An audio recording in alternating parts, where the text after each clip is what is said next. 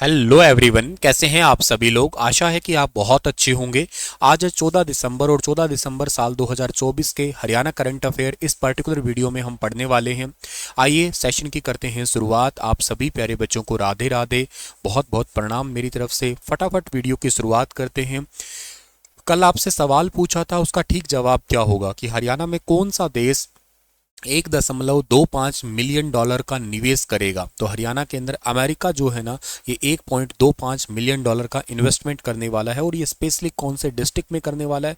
ये specially Hisar district में करेगा। हिसार के अंदर जो है महाराजा अग्रसेन एक इंटरनेशनल एयरपोर्ट, मतलब इंटरनेशनल तो अभी फिलहाल के लिए कहना ज़्यादा उचित नहीं रहेगा, लेकिन हाँ एक एयरपोर्ट बन रहा है।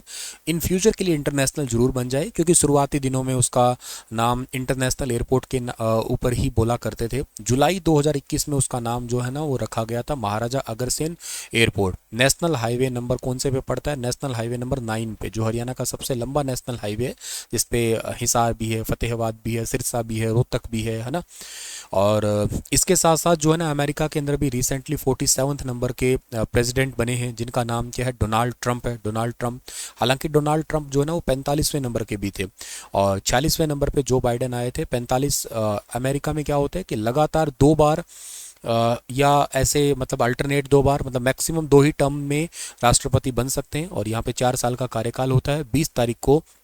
20 जनवरी को जो है ना राष्ट्रपति पद के ऊपर शपथ ली जाती है। ये फिक्स है 20 तारीख। इंडिया में जैसे 25 जुलाई जो है ना ये फिक्स है, ऐसे यहाँ पे 20 जनवरी जो है ना वो फिक्स है। ठीक है। हरियाणा की राज्यसभा सीट, हरियाणा की अभी रिसेंटली राज्यसभा सीट पर कौन निर्विरोध चुनी गई है? तो राज्यसभा सीट एक आपको जैसा कि पता है कि खाली थी, और अभी उस राज्यसभा सीट पे निर्विरोध चुनी गई है। इनका नाम है रेखा शर्मा, यानी कि ऑप्शन नंबर सी ठीक रहेगा। बीजेपी यानी कि भारतीय जनता पार्टी से संबंधित है ये। और इनके लिए निर्विरोध का मतलब कोई भी इलेक्शन नहीं हुआ है, विदाउट एनी इलेक्शन ये जीत गई है। निर्विरोध राज्यसभा सांसद जो है ना चुनी गई है। इनके विरोध में कांग्रेस या किसी दूसरी पार्टी के उम्मीदवार ने कोई नामांकन नहीं भरा था, तो मतलब यूं समझो कि आप अकेले दौड़े हो, अकेले ही फर्स्ट आए, ऐसी ही बात है। 13 दिसंबर की बात है। 13 दिसंबर को नामांकन वापसी का अंतिम दिन था, जिसके बाद उन्हें जीत का सर्टिफिकेट दे दिया गया। इनका कार्यकाल 2028 तक रहेगा। और इस दौरान शिक्षा मंत्री महिपाल ढांडा और पूर्व विधानसभा स्पीकर ज्ञानचंद गुप्ता है ना वो भी शामिल रहे थे। और इसके अलावा मैंने आपको वैसे लास्ट सेशन में एक क्वेश्चन यही पूछा था ना, शिक्षा मंत्री हरियाणा के वर्तमान में कौन है? बहुत सारे बच्चों ने जवाब भी दिया था, शिक्षा मंत्री महिपाल ढांडा है हरियाणा के वर्तमान में। और जो हरियाणा के जो रिटर्निंग अधिकारी है अशोक कुमार मीणा, इन्होंने रेखा शर्मा को जो है ना जीत का सर्टिफिकेट दिया था। और ये राष्ट्रीय महिला आयोग, नेशनल कमीशन फॉर वुमेन्स की चेयरपर्सन है, वो रह चुकी है। रेखा शर्मा को राज्यसभा का हरियाणा बीजेपी पार्टी ने जो है ना उम्मीदवार बनाया था। आप है रेखा शर्मा। 1964 में इनका जन्म हुआ था। उत्तराखंड के पॉलिटेक्निकल जो साइंस है, और सॉरी पॉलिटेक्निकल क्या, उत्तराखंड के जो है ना पॉलिटिकल साइंस से जो है ना इन्होंने डिग्री ली है। मार्केटिंग और एडवर्टाइजिंग जो है ना उसमें डिप्लोमा भी किया। और पंचकुला में भाजपा की सेक्रेटरी और मीडिया प्रभारी भी रही है। 2015 में राष्ट्रीय महिला आयोग की सदस्य बनी थी, और 29 सितंबर 2017 को महिला आयोग की अध्यक्ष बनी थी। 2018 में उनका कार्यकाल दोबारा बढ़ा दिया गया था। 1964 में इनका जन्म हुआ था रेखा शर्मा का। और इसके बाद जो है ना आपको 6 अगस्त 2024 को इनको अध्यक्ष के तौर पे अपना कार्यकाल पूरा कर लिया था। और अभी हरियाणा में वर्तमान में कौन कौन जो है ना वो राज्यसभा सांसद है? मतलब देखो, हरियाणा से टोटल 90 तो विधानसभा सीटें हैं, 10 लोकसभा सीटें हैं और 5 राज्यसभा सीटें हैं। तो 5 राज्यसभा के सांसद कौन है? रेखा शर्मा जो कि बीजेपी से है, किरण चौधरी जो कि कहाँ से, ये भी बीजेपी पार्टी से है, रामचंद्र जांगड़ा बीजेपी से, सुभाष बराला बीजेपी, और कार्तिकेय शर्मा जो है निर्दलीय से, मतलब इनकी कोई पार्टी नहीं है।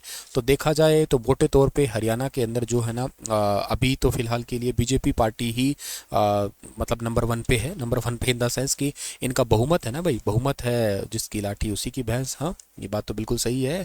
चलो सर, खैर आपको ये चीज़ें याद रहनी चाहिए। नेक्स्ट हमारे पास में क्या है? अच्छा सर, राज्यसभा सीट तो ठीक है 5 है, लोकसभा सीटों में रिजर्व सीट कितनी है? 2 जो है वो रिजर्व सीट है। एक तो अंबाला जो है ना ये रिजर्व सीट है, अभी मुलाना साहब यहाँ से जीते हैं, वरुण वरुण मुलाना मतलब उनको बोलते हैं, ठीक है। और मुलाना तो मतलब शहर जगह का नाम है, पर उनको वो वरुण मुलाना ऐसे इकट्ठा बुलाते हैं, बोलते हैं, मतलब वो मुलाना सीट से पहले जीते हुए थे। और इसके अलावा जो है ना एक सीट है सिरसा। सिरसा सिरसा से कौन है? सिरसा से जो है ना कुमारी सैलजा है। तो ये दोनों पॉइंट आपको वैसे रिजर्व याद रहे। अच्छा, विधानसभा सीटें 90 है, 90 में से 17 सीट जो है ना रिजर्व है। 17। पंचकुला में कोई रिजर्व सीट नहीं है, और महेंद्रगढ़ में कोई रिजर्व सीट नहीं है, फरीदाबाद जो है ना उसमें कोई रिजर्व सीट नहीं है, नूह में कोई रिजर्व सीट नहीं है, ठीक है ना, चरखी दादरी में कोई रिजर्व सीट नहीं है।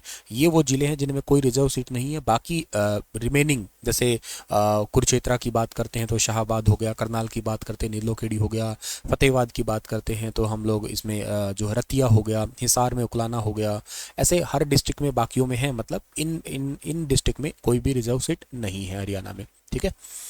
चलिए थोड़ा और आगे जाते हैं। तो हाल ही में हरियाणा के अंदर अभी रिसेंटली हरियाणा के किस जिले की डॉक्टर विभा भारद्वाज ने अंतर्राष्ट्रीय संसद की उप प्रधान बनी है? तो अंतर्राष्ट्रीय संसद जो है ना, इंटरनेशनल पार्लियामेंट की उप प्रधान बनी है हाल ही में। ये भिवानी की है, जिनका नाम है डॉक्टर विभा भारद्वाज। अंतर्राष्ट्रीय संसद के 108 देश जो है ना वो मेंबर है, और उसकी उप प्रधान बनी है अभी हाल ही में। कौन? ये बनी है डॉक्टर विभा भारद्वाज। संबंध इनका हरियाणा के भिवानी जिले से है। अच्छा, अगर मैं बात करता हूँ भिवानी ज़िले की बात करें जो हमारे लिए इम्पॉर्टेंट हो सकता है, जिसमें से सबसे पहला जो एग्ज़ाम के लिए काफ़ी इंपॉर्टेंट क्वेश्चन है वो है कि मिनी चिड़ियाघर के लिए जो कई सारे HSSC एग्ज़ाम में क्वेश्चन जो है ना पूछा जा चुका है, ये हरियाणा के भिवानी में है। एक क्वेश्चन हरियाणा के कई पेपरों में पूछा जा चुका है, चिंकारा चिंकारा चिंकारा प्रजनन केंद्र कहाँ पे? ये भी केरू में है, केरू भिवानी के अंदर पड़ता है आपका। और इसके अलावा जो है आपको भिवानी से क्या याद कर सकते हो आप लोग? एक इस भिवानी को खुद को सिटी ऑफ वॉर हीरोज कहा करते हैं हम लोग, ठीक है ना, city of war heroes, city of war heroes, ये भी हरियाणा के भिवानी को ही कहा करते हैं हम लोग। ये क्वेश्चन एग्जाम में आ चुके हैं, मैं वही आप लोगों को शेयर कर रहा हूँ जो कि इंपॉर्टेंट है। इसके अलावा यहाँ पे सती का मेला लगता है, ये क्वेश्चन भी HSSC ने 2-3 बार पूछा। सती का मेला हरियाणा में कहाँ लगता है? सती का मेला भी हरियाणा के भिवानी में। बाकी मंदिरों की वजह से इसको छोटी काशी कहते हैं, 300 से ज़्यादा मंदिर है यहाँ पे इस करके, और नवग्रह कुंड की वजह से कैथल को कहते हैं हम लोग, है ना। इस जिले की स्थापना कब हुई थी? 22 दिसंबर को स्थापना हुई थी, 22 दिसंबर 1972 को जो ना इस जिले की स्थापना हुई थी। और इसके अलावा जो है ना यहाँ से ना एक बहुत ही इंपॉर्टेंट पर्सन का नाम भी संबंध है, जैसे नेकीराम, ठीक है ना, नेकीराम का संबंध भी। हालांकि जब इनका जन्म हुआ था ना तब तो इनका वो जो गांव है, इनके गांव का नाम है केलगा, ठीक है ना, वो गांव पड़ता था रोहतक में, लेकिन वर्तमान में भिवानी में ही पड़ता है। इनका जन्म हुआ कब था? वैसे इनका जन्म हुआ था 4 सितंबर को, 4 सितंबर 1887 को इनका जो है ना जन्म हुआ है। इसके अलावा भिवानी से एक बहुत और प्रसिद्ध पर्सन रहे हैं जिनका नाम है चौधरी बंसीलाल जी। हाँ, चौधरी बंसीलाल जी, जिनके कार्यकाल में हरियाणा में सबसे पहले जो है ना वो बिजली पहुंची थी। गोलागढ़ गांव था इनका, ठीक है ना, इनका गांव का नाम है गोलागढ़, गोलागढ़ गांव से इनका संबंध था चौधरी बंसीलाल जी। चौधरी बंसीलाल जी के नाम पे यूनिवर्सिटी भी तो है, तो आपको शायद याद होगा 2014 में वो यूनिवर्सिटी बनी थी, भिवानी के अंदर ही पड़ती है चौधरी बंसीलाल यूनिवर्सिटी। इवन मैं कल की क्लास में आपको पढ़ा रहा था, हरियाणा विद्यालय शिक्षा बोर्ड भी जो है ना अभी चंडीगढ़ से ट्रांसफ़र यहाँ पे हो चुका है। वैसे उसकी स्थापना तो कब हुई थी? मैंने आपको कल की क्लास में पढ़ाया तो था, कब स्थापना हुई थी आपकी? 1969 में स्थापना हुई थी, लेकिन उसको शिफ्ट कर दिया गया चंडीगढ़ से भिवानी में। कब किया गया उसको? 1981 में उसको शिफ्ट कर दिया गया। फिर ओपन बोर्ड आ गया था, 1994 के अंदर आ गया था, ठीक है। तो ऐसे करके आपको बहुत सारी चीज़ें और बताई थी मैंने। एक पृथ्वीराज चौहान की कचहरी भी तो है भिवानी में, है ना, पृथ्वीराज चौहान की कचहरी भी तो है, वो कहाँ पे है? भिवानी के अंदर ही है। तो ये छोटी छोटी चीज़ें हैं जो आप लोगों को ज़रूर याद रहे तो बढ़िया ही है। नेक्स्ट सवाल है कि हरियाणा के अंदर हरियाणा के पूर्व मुख्य सचिव TVSN प्रसाद हाल ही में किस विधि विश्वविद्यालय के प्रोफेसर बने हैं? TVSN प्रसाद हरियाणा के पूर्व चीफ सेक्रेटरी है। अच्छा, अभी हाल ही में इनका करंट अफेयर मैंने पढ़ाया था, आपको याद है कि वर्तमान में हमारे हरियाणा के मुख्य जो चीफ सेक्रेटरी है या मुख्य सचिव है वो कौन है? चलो आपके लिए होमवर्क का क्वेश्चन तो मैंने यहीं पे दे दिया।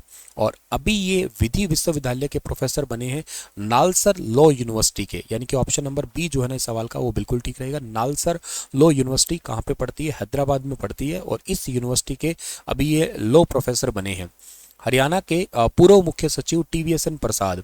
तो नालसर विधि विश्वविद्यालय हैदराबाद में अपनी सेवाएं दे रहे हैं। चीफ जस्टिस इस यूनिवर्सिटी के चांसलर है, और ये अर्थशास्त्र और जन नीति विषयों के प्रोफेसर के रूप में इन्होंने ज्वाइन किया है अभी। और इसके साथ साथ जो है ना मुख्य सचिव पे स्केल में रिटायर होने वाले IAS अधिकारियों की सुविधा संबंधी प्रस्ताव के बारे में इन्होंने कुछ खास बताया नहीं है। और इसके अलावा साल 2015 से जो है ना इन पे खैर हालांकि जो है ना मतलब इनको डिमांड आ रही थी कि यहाँ पे एज ए प्रोफेसर ज्वाइन करना है, लेकिन अभी ये काफ़ी लंबे टाइम के बाद में इन्होंने ज्वाइन किया है अभी।